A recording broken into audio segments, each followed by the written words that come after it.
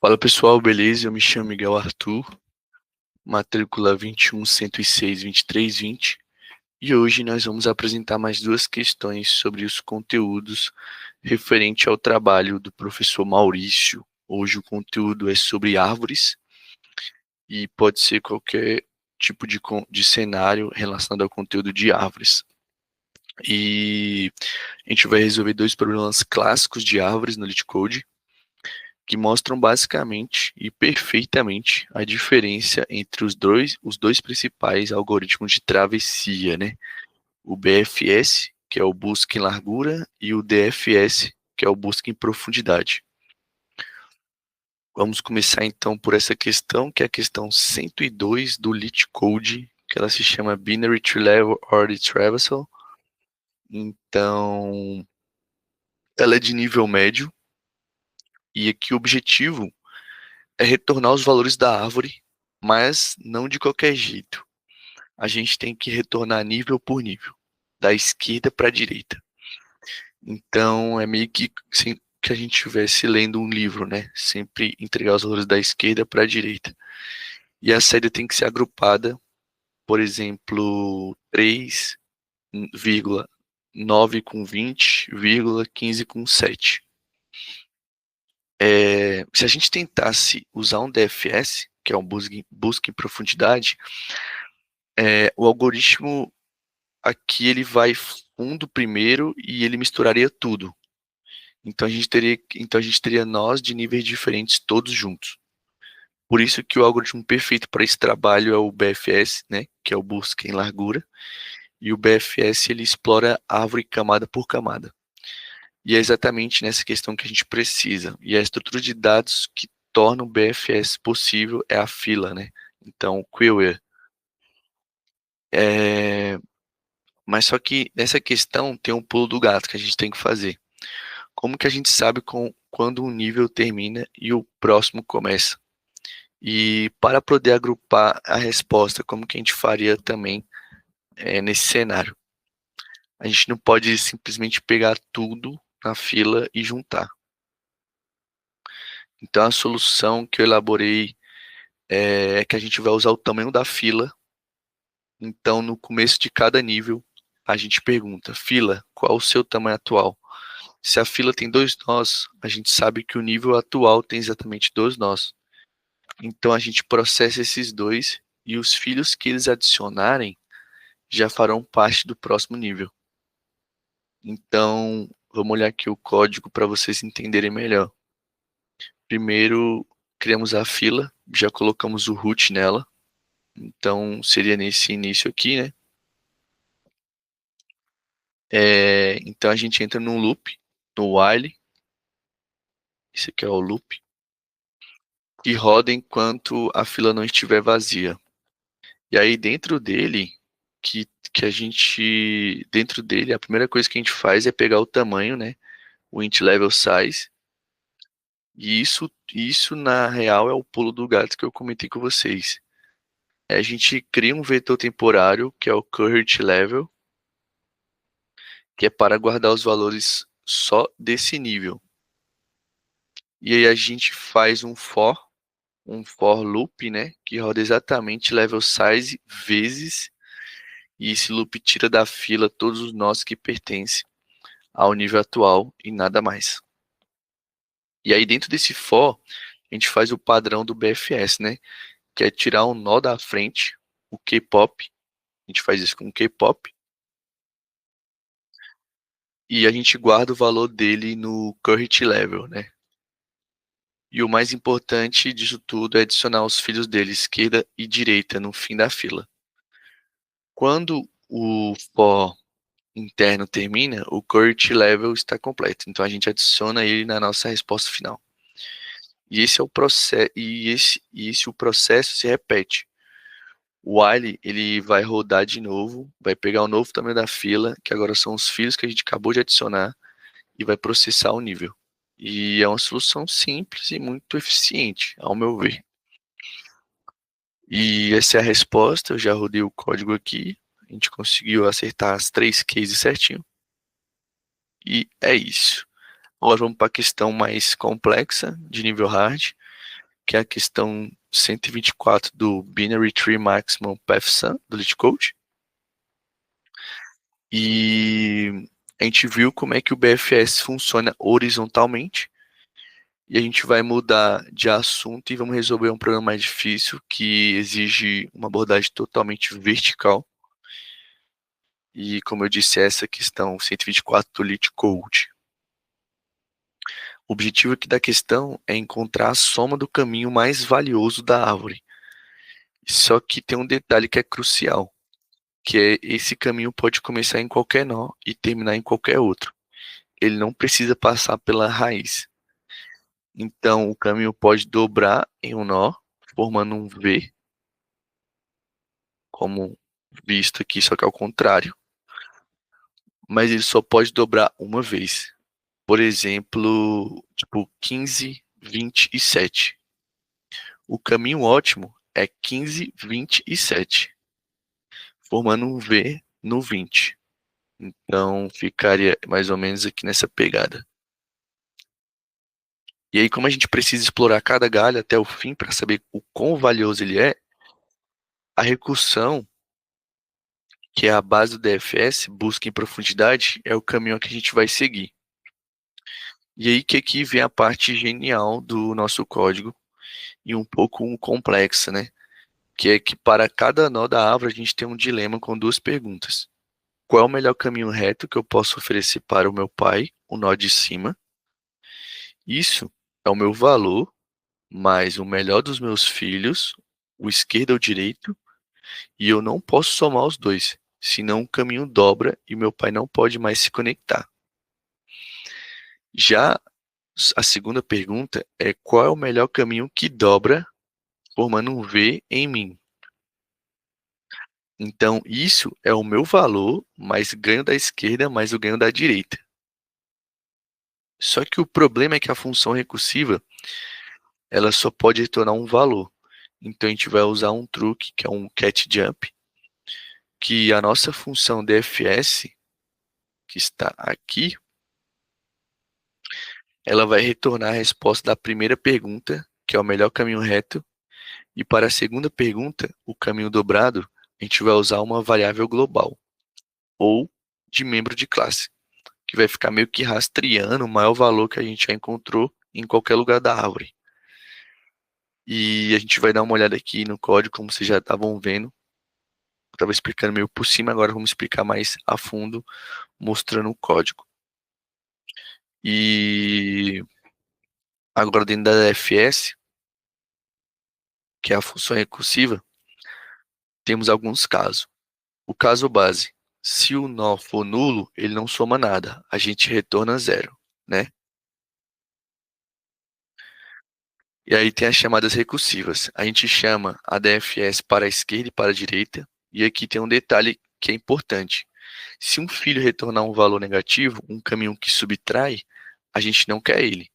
E não quer pegar o caminho nenhum, que é o zero, né? Então, tipo, em vez da gente pegar o caminho negativo, na verdade, a gente tem que pegar o zero. Porque, tipo, meio que tanto faz. Não, na real, não é que tanto faz. É que é melhor não pegar o caminho nenhum. É melhor não pegar caminho nenhum, tipo zero, né, no caso, do que um caminho negativo. Esse é o que eu queria falar. E aí, por isso que a gente faz o max zero, né? O max zero, node left, né? E aí, atualizando a resposta global, com os ganhos positivos da esquerda e da direita, a gente calcula o caminho dobrado, que no caso, neste nó, é o node val left gain, né? E left gain mais right gain, no caso aqui. E a gente compara isso com a nossa variável maxam, e que é a variável global, e a gente atualiza ela se esse novo caminho for o maior que já vimos. E aí tem o retorno da função, que é o fim. A função precisa retornar o melhor caminho reto para o pai. Isso é node val, max left gain, right gain. E basicamente é isso, guys. A explicação das duas questões e a recursão que dessa questão ela vai até o fundo de cada galho e depois volta meio que borbulhando as respostas retas, enquanto a nossa variável global fica de olho, capturando o maior caminho dobrado que aparece na árvore inteira. Então, basicamente é isso. A gente teve dois problemas de árvores, duas abordagens totalmente diferentes. O BFS com a fila para varrer a árvore nível por nível e o DFS com recursão para a gente mergulhar a fundo e resolver um problema complexo no caminho. E é isso, espero que tenha ficado claro a diferença e também principalmente o objetivo das questões. Valeu, falou, é nóis.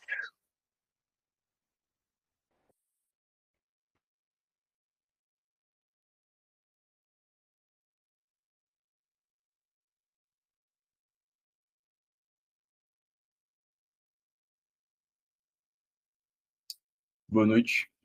Vou apresentar aqui os dois problemas que escolhi para fazer esse trabalho sobre o tema de árvores da estrutura de dados. Então, são dois exercícios do LeetCode. O nosso foco aqui é justificar principalmente a estrutura de dados que escolhi para detalhar essa lógica construída no código, implementada, né? Então, o primeiro problema aqui, o Range Modeling, a ideia é que a gente precisa de uma estrutura para rastrear e manipular coleções de intervalos, né? E quando a gente manipula essas coleções de intervalos, a ideia é que a gente consiga suportar tanto adições como consultas e remoções no nosso código.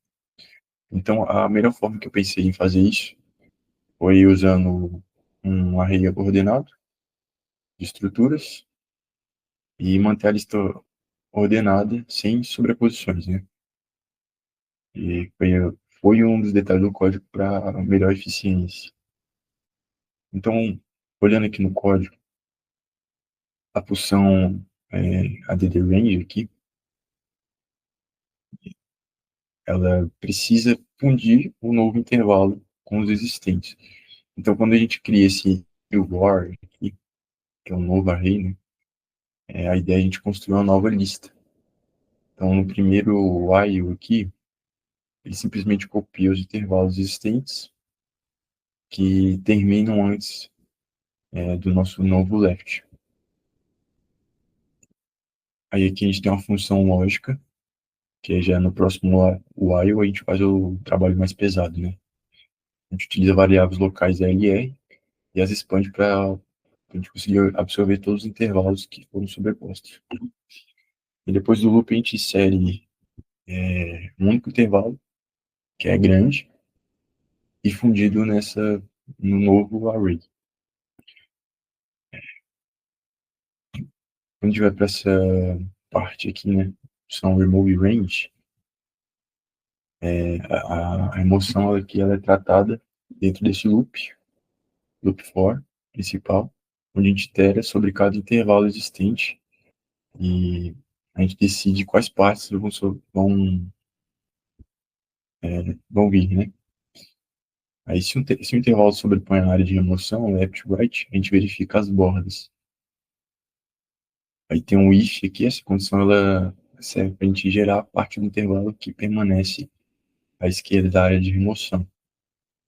E o if, se o R for maior que o right, aqui, a gente gera a parte que permanece à direita. O que está no meio entre left e right simplesmente não é a remoção de forma mais limpa.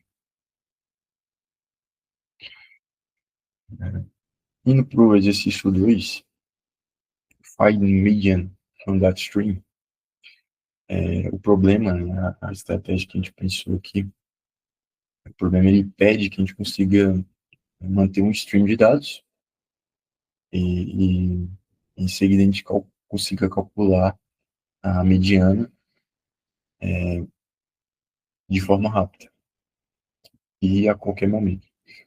Então, a estrutura que eu utilizei aqui é um array simples, que é mantido sempre ordenado, e a mediana que ela é trivial para calcular em um array ordenado, né? Então, quando a gente olha aqui essa função mediano for add num, que é a nossa inserção, a função ela aqui é a chave para nós, né? Ela faz a inserção em duas etapas. Então, lembrando que a busca aí, ela deve ser O log n e o deslocamento em O de n. Então, quando a gente olha aqui para binary search insert, é a função de busca binária que, que nos dá o índice exato, onde o novo número deve ser colocado. Analisando essa outra função aqui, a gente tem o tempo, o custo principal, o for aqui ele realiza o deslocamento, e ele move todos os elementos à direita da posição, né? Então, a variável pos aqui é a posição, uma casa para frente. E esse deslocamento que torna o nosso AD Dynamic uma operação AUDN. E, finalmente, aqui a gente tem um número inserido na posição correta. Essa é a parte do código. Quando a gente olha também na, na mediana aqui, né? Essa outra função, que é a nossa consulta, a gente tem uma estrutura, que é a consulta 0 de 1, é um tempo constante, independente do tamanho dos nossos dados. Então, a lógica é simples. A gente tem aqui um if, se if resto da divisão de 2 igual a 1, se o tamanho for ímpar, em outras palavras, se o tamanho for ímpar, a mediana é apenas o elemento do meio. E aqui no else, se for par, else, a mediana é a média dos dois elementos centrais. Então, a rapidez dessa consulta compensa a lentidão da exceção para certos casos de uso. Com isso, a gente finaliza aqui a resolução dos exercícios, demonstrando principalmente a escolha das estruturas de dados e como elas impactam, né, no custo computacional da resolução aí.